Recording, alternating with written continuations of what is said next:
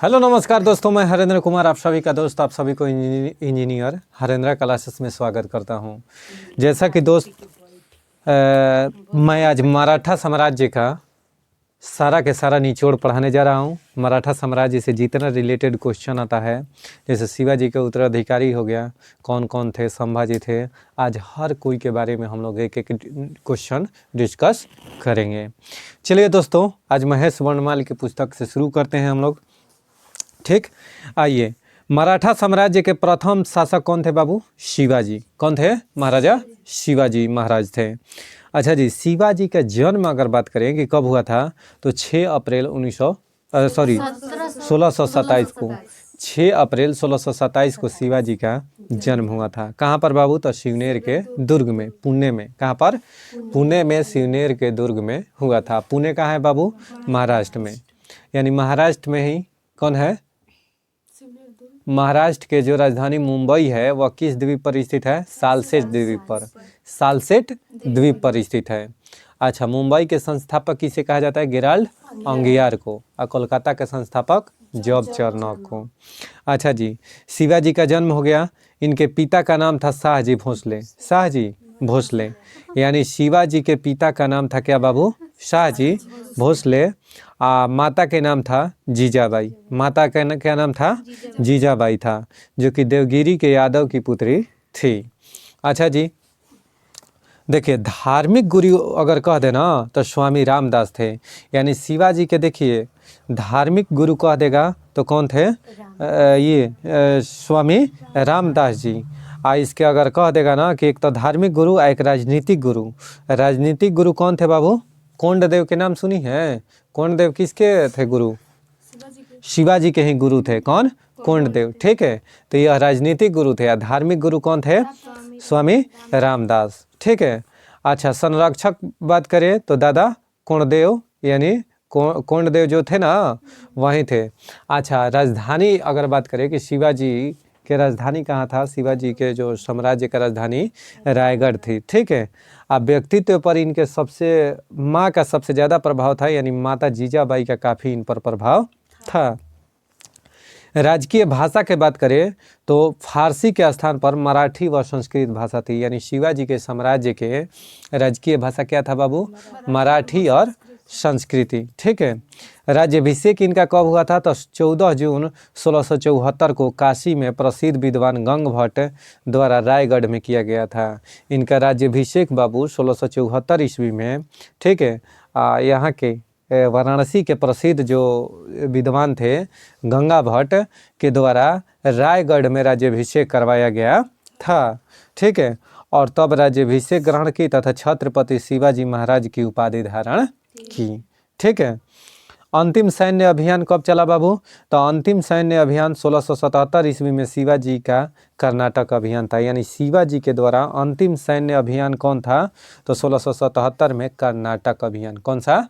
कर्नाटक अभियान था। अच्छा, शिवाजी के निधन कब हुआ था? तो 53 वर्ष की आयु में 3 अप्रैल 1680 को निधन हो गया। 3 अप्रैल 1680 को किसका निधन हो गया बाबू?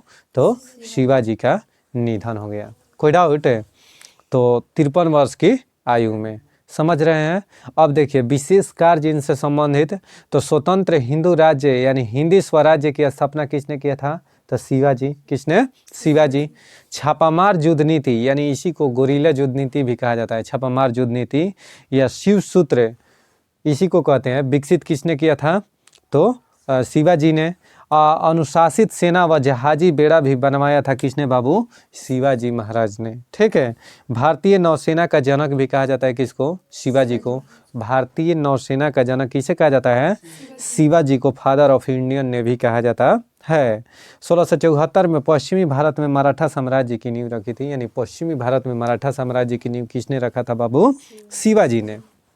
अब आइए समाचार विस्तार से सुनिए। औरंगजेब ने 1665 ईस्वी में राजा जय सिंह को शिवाजी से लड़ने के लिए भेजा। राजा जय सिंह ने शिवाजी को पुरंदर की संधि करने पर विवश किया, जिससे शिवाजी के काफ़ी दुर्ग मुगलों के पास चले गए। कहने का मतलब है बाबू कि औरंगजेब ने 1665 ईस्वी में, कब, यह क्वेश्चन हमेशा पूछता है कि औरंगजेब ने कब शिवाजी को अपने में कैद में रखा था। तो 1665 में राजा जय सिंह को शिवाजी से लड़ने के लिए भेजा। ठीक है, राजा जय सिंह ने शिवाजी को पुरंदर की संधि करने पर विवश किया, जिससे शिवाजी के काफ़ी दुर्ग मुगलों के पास चले गए। यानी पुरंदर के संधि की बात करेंगे कि किसके बीच में हुआ था, तो राजा जय सिंह और शिवाजी के मध्य पुरंदर की संधि 1665 ईस्वी में हुआ था। ठीक है, अच्छा जी, शिवाजी को 1666 में उनके पुत्र संभाजी के साथ आगरा में नज़रबंद भी किया गया, परंतु वे वहां से भाग निकले। 1674 में, यानी 1674 में शिवाजी ने रायगढ़ के दुर्ग में महाराष्ट्र के स्वतंत्र शासक के रूप में अपना राज्याभिषेक करवाया और छत्रपति की उपाधि धारण की। यानी कहने का मतलब है कि पुरंदर की संधि 1665 में राजा जय सिंह और किसके बीच, तो शिवाजी के मध्य हुआ था। इसमें शिवाजी के काफ़ी दुर्ग चले गए, किसके पास, तो मुगलों के पास चला गया। किसके पास चला गया बाबू, मुगलों के पास चला गया। भूमि के माप पद्धति अपनाई गई।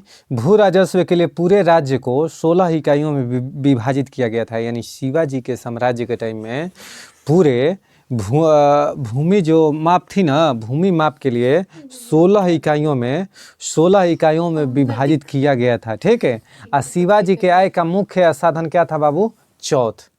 शिवाजी के आय का मुख्य मतलब कर कौन था, मुख्य आमदनी का स्रोत क्या था, चौथ। चौथ क्या था, एक कर था। चौथ और सरदेशमुखी, दो कर बहुत इंपॉर्टेंट है इसके टाइम के, जो कि हमेशा आए दिन एग्जाम में पूछा करता है। चौथ प्रत्येक वर्ष वसूला जाता था। 1/4 कर उन मराठा सरदारों द्वारा दिया जाता था जो, देखो, जो मराठा के नियंत्रण में नहीं था, जो, ठीक है, मराठा उन पर दावा करते थे लेकिन एक्चुअल में उनका था नहीं, वह था मुगलों के। तो मुगल इसलिए उसको चौथ कर देते थे ताकि इस पर मराठा आक्रमण न करे। समझ में आ रही है क्या? चौथ कर पड़ोसी राज्यों पर लगाया जाता था। जो शिवाजी के पड़ोसी राज्य थे जिस पर अटैक न करे शिवाजी, इसके लिए चौथ कर दिया जाता था मुगलों के द्वारा। समझ में आ गया ना? जो एक्चुअल में मुगल का था उस पर मराठा अपना दावा ठोक रहे थे। कोनो डाउट? अच्छा, आय का दूसरा मुख्य साधन सरदेशमुखी। कौन देशमुखी? सरदेशमुखी। यह राज्यों की आय का 1/10 हुआ करता था। यानी पूरा आय का बाबू 1/10 भाग होता था, कर के रूप में देना होता था। कौन? सरदेशमुखी में। शिवाजी ने पैदावार का 33% लगान के रूप में प्राप्त किया था, जो आगे चलकर 40% कर दिया। ठीक है, यानी शिवाजी ने कितना बाबू? ठीक है, शिवाजी क्या करते थे?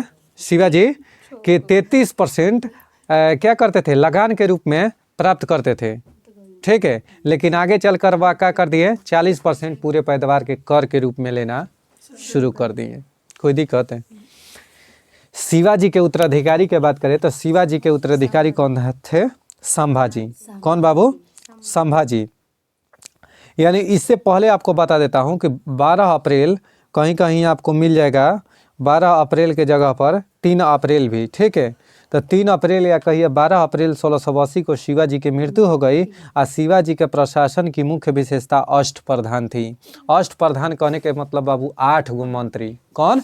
अष्टप्रधान कहने का मतलब है 8 मंत्री। 8 मंत्री में कौन कौन थे? तो 8 मंत्री का सुनिएगा और उसका कार्य सुनिएगा।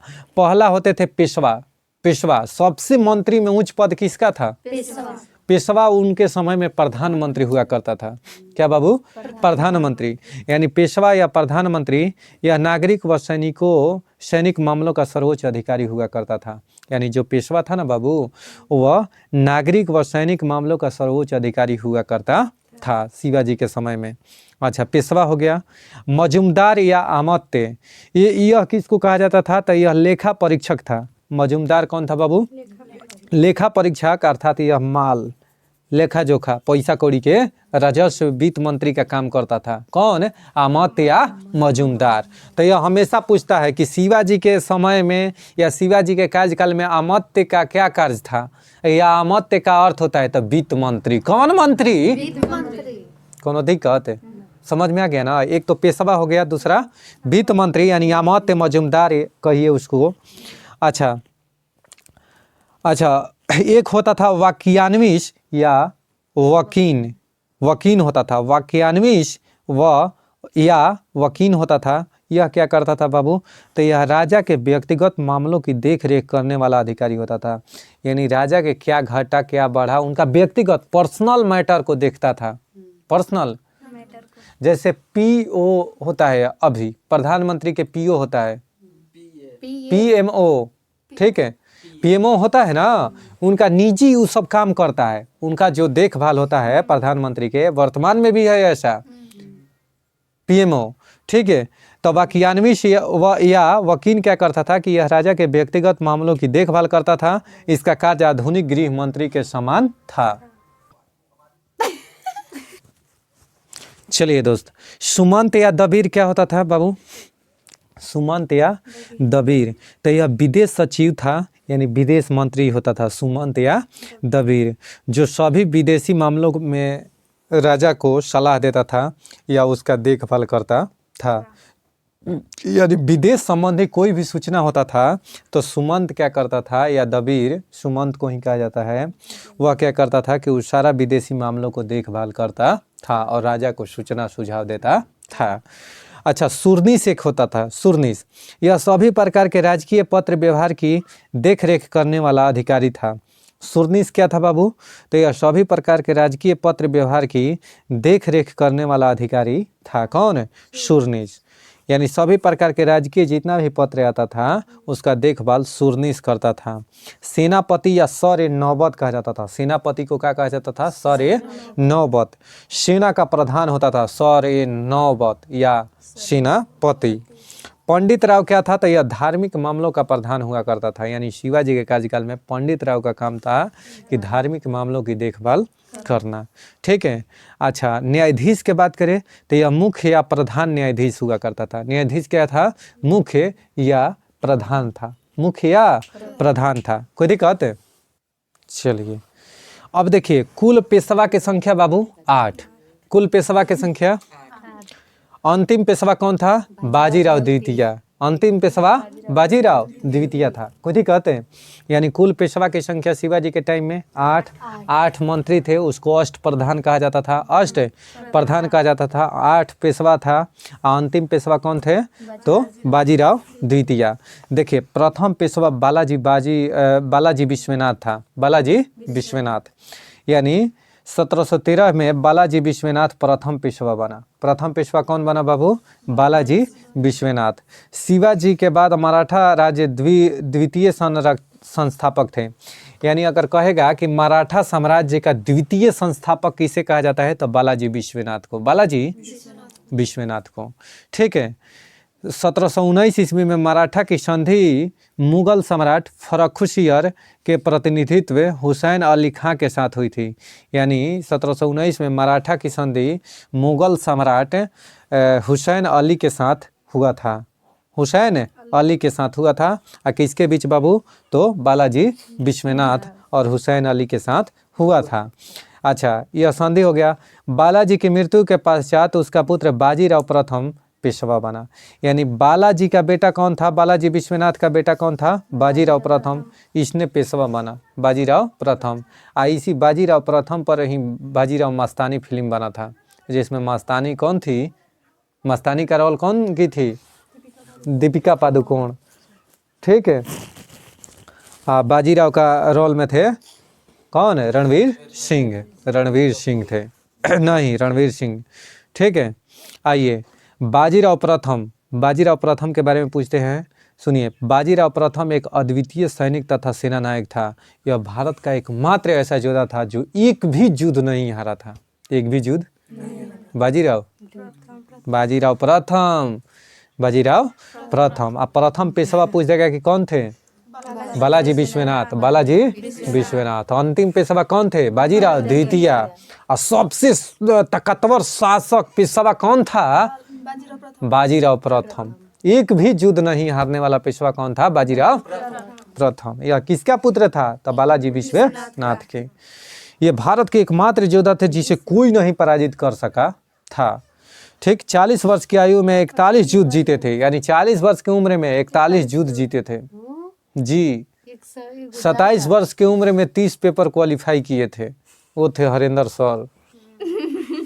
ठीक है, कोई दिक्कत है? हाँ, 19 वर्ष की अल्प आयु में 19 वर्ष की 30 पेपर, ठीक है, 19 वर्ष की अल्पायु में 1720 ईस्वी में पेशवा की उपाधि प्राप्त किए। 19 वर्ष की आयु अल्पायु में 1720 ईस्वी में पेशवा की उपाधि कौन प्राप्त किए थे बाबू? तो बाजीराव प्रथम, बाजीराव प्रथम। ठीक है, बाजीराव ने नीतियों और युद्धों का मराठा शक्ति का विस्तार किया। शिवाजी के बाद गुरिल्ला युद्ध नीति यानी छापामार युद्ध पद्धति का सबसे बड़े प्रतिपादक कौन थे? बाजीराव प्रथम। यानी गुरिल्ला युद्ध नीति या छापामार युद्ध नीति का प्रतिपादन यानी यूज किसने किया था? प्रथम बार शिवाजी, उसके बाद अगर कहे ना तो बाजीराव प्रथम। ठीक है, इन्हें लड़ाकू पेशवा के नाम से भी जाना जाता है, यानी लड़ाकू पेशवा के नाम से बाजीराव प्रथम को जाना जाता है। 40 की उम्र में 41 युद्ध जीते थे।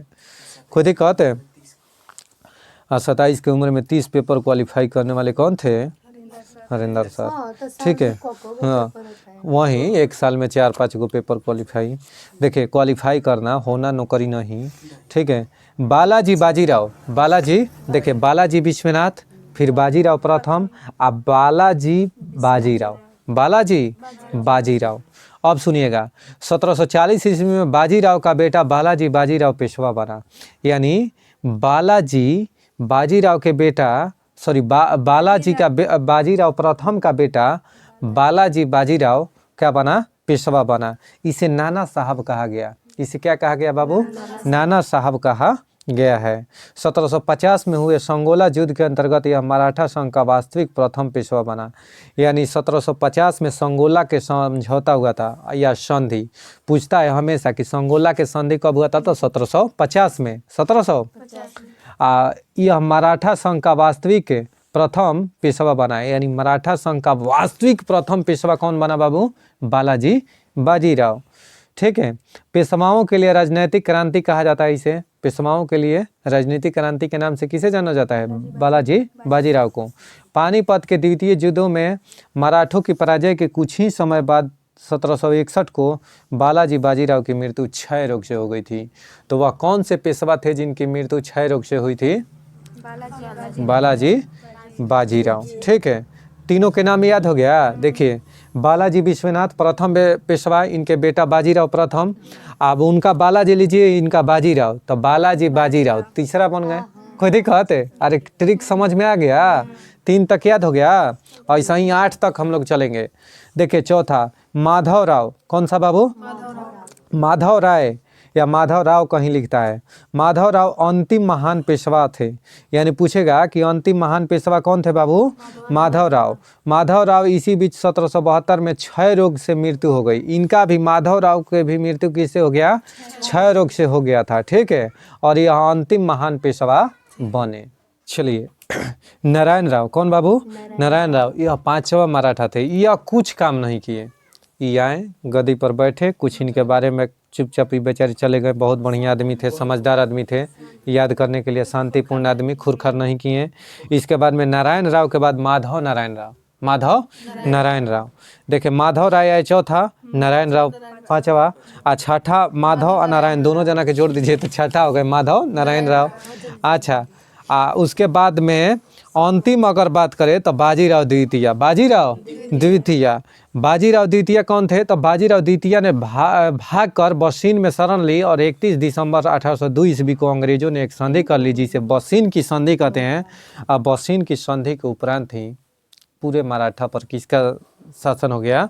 अंग्रेजों का। किसका हो गया बाबू? अंग्रेजों का। कोई कहते तो बसीन की संधि कब हुआ था? 1802 में। अब बाजीराव द्वितीय और अंग्रेजों के बीच हुआ था। ठीक है, अब सुनिए, मराठा के शब्दावली, मराठा जो साम्राज्य था उसके शब्दावली कौन कौन थे? वतन किसे कहा जाता था? यानी मराठा साम्राज्य में वतन का क्या अर्थ होता था? तो अनुवांशिक भूमि। क्या बाबू? अनुवांशिक भूमि को वतन कहा जाता था। पोटनिस बाबू, खजांची को पोटनिस कहा जाता था। खजांची को पोटनिस कहा जाता था। शिलहदार किसे कहा जाता था? तो घोड़े के सैनिक जिन्हें घोड़े व हथियार स्वयं लाने पड़ते थे उसे क्या कहा जाता था? शिलहदार। शिलहदार। मजूमदार तो बता दिए कि लेखा परीक्षा है या लेखा अधिकारी था। ये ममलतदार क्या करता था कि पेशवा के अधीन बड़े प्रांतों के सूबेदार हुआ करता था। चिटनीस चिट्ठी पत्र ये सब व्यवहार में लाता था। ठीक है। और चौथ तो बता दिए, कर सर देशमुखी बता दिए। और देशमुख क्या था बाबू? तो यह ग्रामीण, ये तो बता दिए। जमादार क्या होता था? तो कोषाध्यक्ष को जमादार कहा जाता था। ठीक है। रुक्का किसको कहा जाता था? तो मराठों की तांबे की मुद्रा जिसमें 1/4 तोला होता था, यानी 40 रुक्का बराबर 1 टक्का होता था, यानी 1 टक्का में 40 रुक्का होता था। खुद ही कहते। अगर पूछेगा कि प्रथम आंग्ल नेपाल युद्ध कब हुआ था? तो 1814 से 16 में। यह लॉर्ड हेस्टिंग्स के समय में हुआ था, लॉर्ड हेस्टिंग्स के कार्यकाल में। प्रगीर जी, चलिए दोस्त आइए। तो मानव रोग, कॉमन रोग, मानव रोग। देखिए मानव रोग में आज हम लोग पढ़ेंगे प्रोटोजोआ द्वारा होने वाला रोग। प्रोटोजोआ द्वारा होने वाला रोग, यानी प्रोटोजोआ कहते हैं परजीवी। क्या बाबू? प्रोटोजोआ का मतलब परजीवी। यानी मलेरिया जो हो गया ना बाबू, मलेरिया, पायरिया, सोने की बीमारी, पेचिस और कालाजार। पापा काम पे सोते हैं, पापा यानी पा से पायरिया, पे से पेचिस, पापा। ठीक है। पायरिया। ठीक है। ये काम, का से कालाजार, आ म से मलेरिया, पे माने पेचिस, आ सोते हैं सोने की बीमारी। यानी यह प्रोटोजोआ से होने वाला रोग है। अच्छा, इससे प्रभावित मलेरिया से कौन भाग प्रभावित होता है बाबू? तो तीली एवं आरबीसी। मलेरिया से कौन प्रभावित होता है? तीली एवं आरबीसी। अच्छा, परजीवी के नाम पूछे तो प्लाज्मोडियम। कौन? प्लाज्मोडियम। यानी परजीवी के नाम क्या है? प्लाज्मोडियम। वाहक कौन होती है बाबू? तो मादा एनाफ्लीज। यानी मादा मच्छर अगर काट देगी ना तब मलेरिया होगा, आना तो पुरुष मच्छर काटेगा पुलिंग वाला तो नहीं होगा। ठीक है। तो प्लाज्मोडियम परजीवी है मलेरिया के। अगर वाहक पूछ दे कि किससे होता है तो मादा एनाफिलीज मच्छर के काटने से होता है। पायरिया अगर कह दे तो मसूड़ा प्रभावित होता है। एंटी अमीबा जिंजीवेलिस होता है, यानी इसमें क्या होता है कि एंटी अमीबा जिंजीवेलिस होता है, जिससे दांतों से मसूड़ों से आपका खून आएगा। पायरिया में मसूड़ा प्रभावित होता है, मसूड़ों में रक्त का निकलना। सोने की बीमारी की बात करें कि सोने की बीमारी मस्तिष्क में होगा। ट्रिपेनोसोमा नामक ट्रिपेनोसोमा परजीवी है। अच्छा, सीसी मक्खी के काटने से, सीसी मक्खी के काटने से क्या होगा बाबू? सोने की बीमारी होती है। बहुत नींद के साथ बुखार आएगा, बहुत नींद लगेगा आपका, आप बुखार आएगा। आप पेचिस से कहेगा तो आंत, पेचिस से आंत प्रभावित होगा। Anti amoeba histolytica, anti amoeba histolytica इसका परजीवी का नाम है। और लक्षण क्या है बाबू? तो श्लेष्मा एवं खून के साथ दस्त होना, पेचिस में होगा। काला जार अगर कहेगा तो काला जार माने अस्थि मज्जा। काला जार माने अस्थि मज्जा प्रभावित अंग है, अस्थि मज्जा। अच्छा, इसमें क्या हो जाएगा कि परजीवी का नाम क्या है? तो लिस्मैनिया डोनावानी, यानी लिस्मैनिया डोनावानी परजीवी है। अब बालू मक्खी के काटने से होता है। यह कौन वाहक है बाबू? तो बालू मक्खी। बालू मक्खी के काटने से यह कालाजार नामक बीमारी होती है। इसमें तेज बुखार आएगा। और क्या प्रभावित होगा? तो अस्थि मज्जा, यानी जहाँ पर ब्लड बनता है वहीं क्या हो जाएगा? प्रभावित होगा। खुद ही कहते हैं। उसके बाद में बैक्टीरिया। कौन बाबू? बैक्टीरिया। बैक्टीरिया मतलब होता है जीवाणु। जीवाणु के द्वारा होने वाला रोग कौन कौन सा है? तो टिटेनस, हैजा, टाइफाइड, क्षय रोग। क्षय रोग से प्रभावित होता है फेफड़ा। क्षय रोग से फेफड़ा प्रभावित होता है। ठीक है। अच्छा, आपको डिप्थीरिया हो गया, प्लेग हो गया, काली खांसी, निमोनिया, कोढ़, गिनोरिया और सिफिलिस। ठीक है। अब सुनिएगा समाचार विस्तार में। टिटनेस जो होता है ना, यह प्रभावित करता है तंत्रिका तंत्र को, यानी मस्तिष्क में तंत्रिका तंत्र जो है बाबू, इसको प्रभावित कौन करता है? टिटनेस। इसको टिटनेस को धनुष टंकार कहते हैं, धनुष टंकार ना। चलिए, तो टिटनेस तंत्रिका तंत्र को प्रभावित करता है बाबू। क्लोस्ट्रीडियम टिटेनी जीवाणु का नाम है। इससे क्या होगा कि तेज बुखार होगा, तेज बुखार होगा, शरीर में खूब ऐंठन होगा, ऐंठन माने ऐंठेगा शरीर बा खूब, टूटेगा जो कहते हैं भोजपुरी में, शरीर में बड़ी टूटता। आ जबड़ा बंद होना, जबड़ा बंद होना यानी टिटनेस के चलते, इसीलिए इसको लॉक जा बीमारी कहते हैं। क्या कहते हैं? लॉक जा। मुँह में नहीं खुलेगा, मुँह में नहीं खुलेगा, टिटनेस हो जाएगा तो। अच्छा, टिटनेस होता कैसे है सर?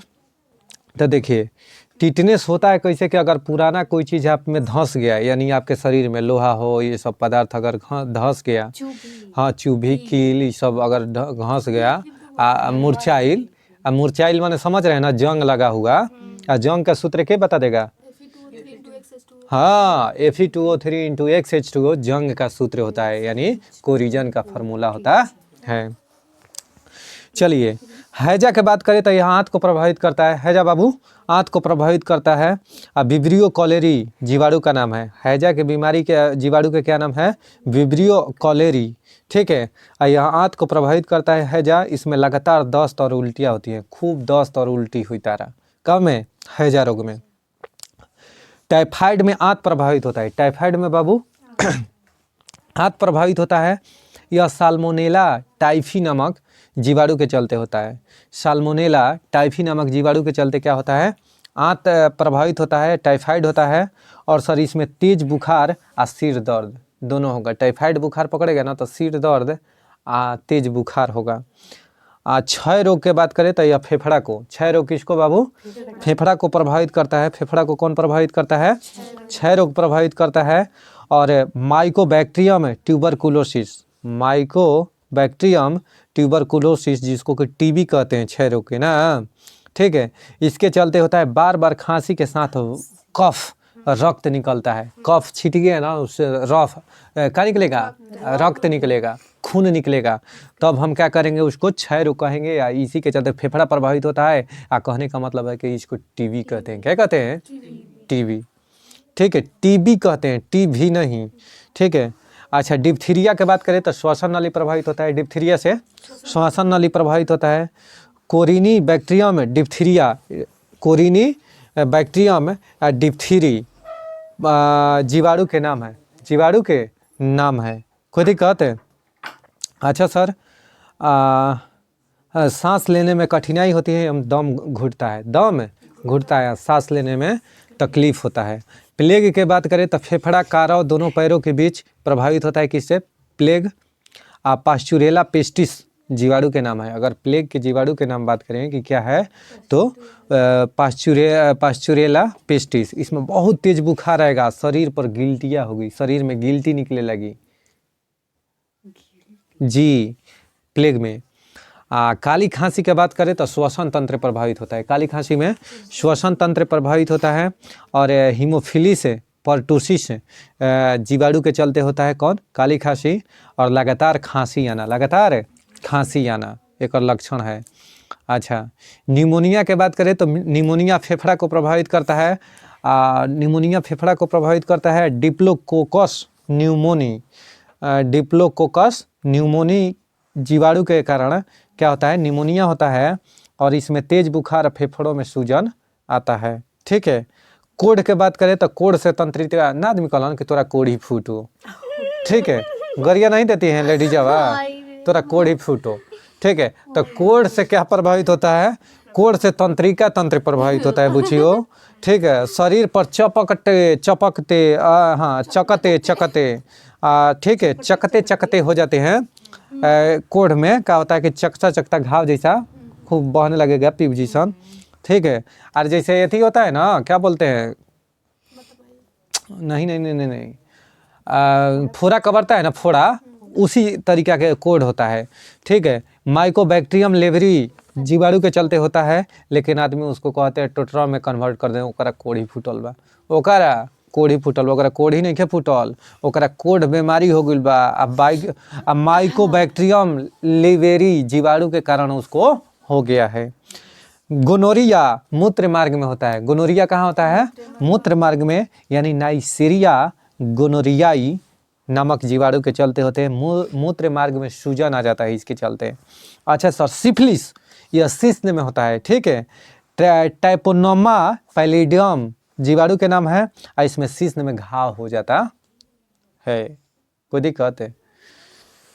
चलिए अब देखिए विषाणु के द्वारा होने वाली बीमारी, किसके द्वारा? विषाणु के द्वारा होने वाली बीमारी यानी AIDS, acquired immunodeficiency syndrome, acquired immunodeficiency syndrome AIDS. AIDS दिवस कब मनाया जाता है? 1 दिसंबर को। इससे प्रभावित अंग कौन कौन सा है बाबू? तो प्रतिरक्षा प्रणाली यानी WC प्रभावित होता है। अच्छा, विषाणु के क्या नाम है? HIV, human immuno virus, HIV virus का नाम है, कोई दिक्कत है? रोग प्रतिरोधक क्षमता इसमें क्या होता है? नष्ट हो जाता है। किस में? एड्स में। अगर डेंगू ज्वार की बात करें तो डेंगू ज्वार में संपूर्ण शरीर खासकर सिर, आँख एवं जोड़ में खूब दर्द होगा, और वो वायरस के चलते होता है, और वो वायरस हो जाएगा किस में? तो डेंगू ज्वार में।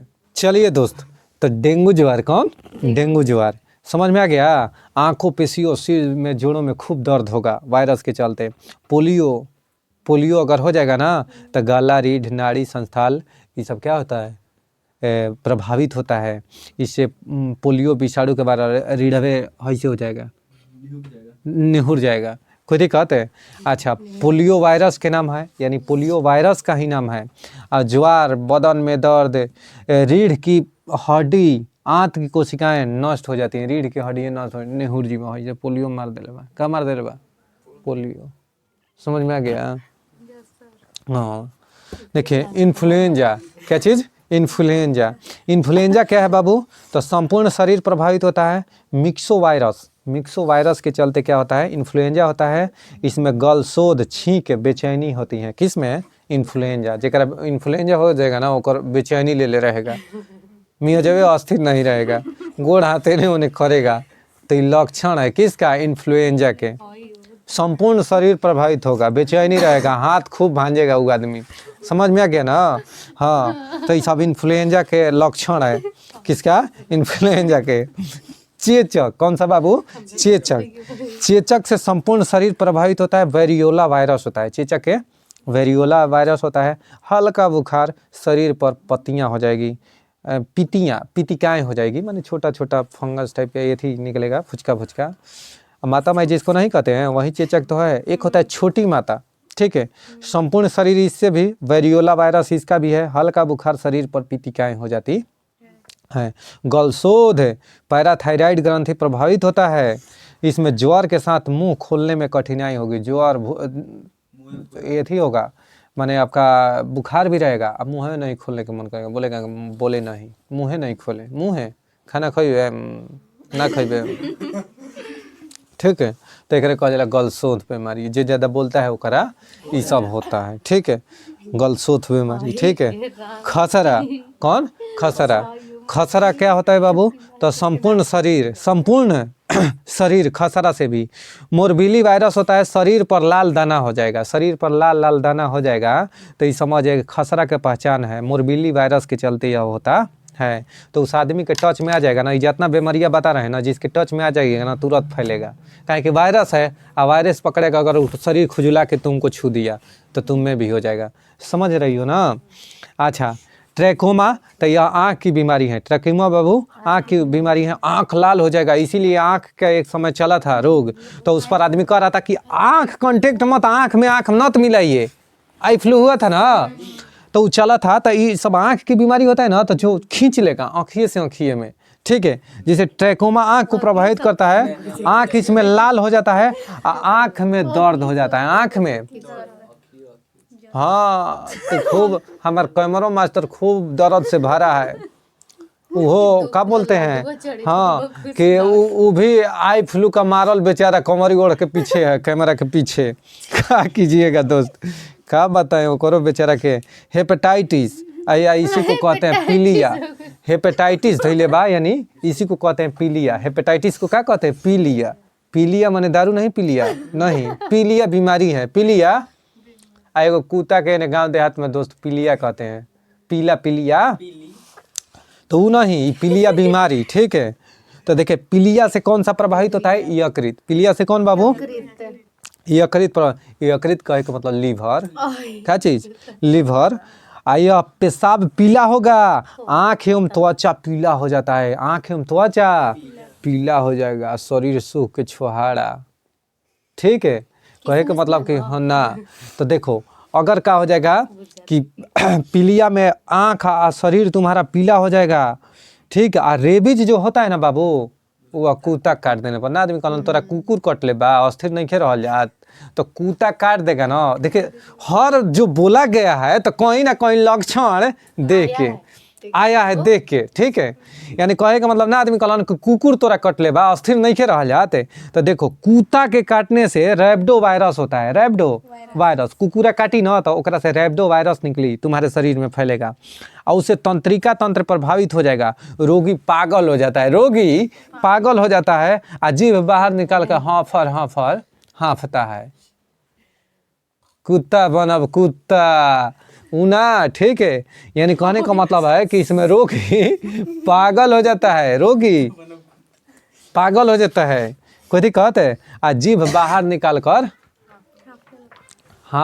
निकाल कर हाँफने लगता है, ठीक है। कुत्ता के जैसा बिहेव करेगा, तो यही से कहला कुकुर नहीं ना कटले, रैबिडो वायरस, रैबिडो पास्चुरेला पिस्टिस, पास्चुरेला पिस्टिस प्लेग ना। रेबीज के बाद तो हो गया मेनिंजाइटिस, मस्तिष्क को प्रभावित करता है, यह तेज बुखार रहेगा आपके शरीर में। मेनिंजाइटिस मस्तिष्क में। हर्पीज अगर बात करें तो त्वचा पर, हर्पीज त्वचा में सूजन आ जाता है, त्वचा में कुछ पटवा फूल जाएगा। अपना मन गांव घर के आदमी से की हन पहले सेक देख कम होता कि ना भइल तो तब चल मौसा भेरी, डॉक्टर भेरी, ठीक है। यानी कहे का मतलब कि हर्पीज बीमारी हो जाएगा, उसमें क्या हो जाएगा, त्वचा आपका फूलने लगेगा ऑटोमेटिकली। चलिए दोस्तों, यहीं पर हम अपने क्यूज को समाप्त करते हैं। उम्मीद करते हैं कि यह क्यूज आपको बहुत बहुत अच्छा लगा होगा, बहुत मज़ा आया होगा आज के क्यूज में। आप ज़रूर जैसा भी लगे आप कमेंट बॉक्स में लिखिए, कुछ खाली दबा के देख के गते निकल जाते हैं नहीं, एगो लाइक बटन दबा दीजिए, कोई दिक्कत है। चलिए बहुत बहुत शुक्रिया दोस्त।